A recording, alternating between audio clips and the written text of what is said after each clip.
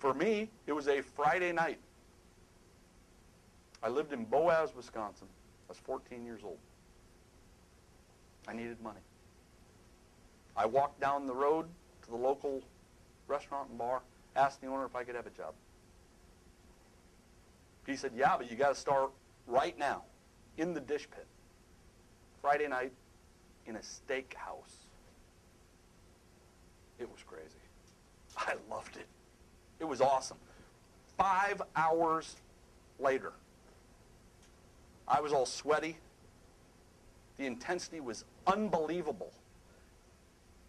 And young girls started walking up to me and handing me money. I didn't know that was going to happen. They were sharing their tips. For a 14-year-old, it was the coolest thing in the world. Young ladies, many of them highly attractive, walking up to me and giving me money. I really haven't had that happen all that often since. That is when you fall in love with the restaurant industry or not. Later that night, one of the chefs walked up to me. And he said, what would you like? What do you mean? Well, what do you want for dinner? We always make everybody whatever they want for dinner after their shift. Now, I got to tell you, I grew up dirt poor. My mom raised a whole gaggle of kids by herself. I'd never had a steak before. That night was my first one. I ordered a New York strip steak. The guy told me it would be one of the best ones. He brings me a New York strip steak with potatoes, which I grew up in Wisconsin. We love steak and potatoes, but I'd never had it before. I didn't have to pay for it. He brings it out to me. He asked me how I wanted it cooked. I said, done. I didn't know what to answer. He brings it out, a medium rare New York strip steak. Potato, corn. Corn is a big deal in Wisconsin. Not only did I fall in love with having people bring me money, cash, to share their tips, I fell in love with steak in a restaurant. Very nice. But I fell in love with the intensity of the restaurant business.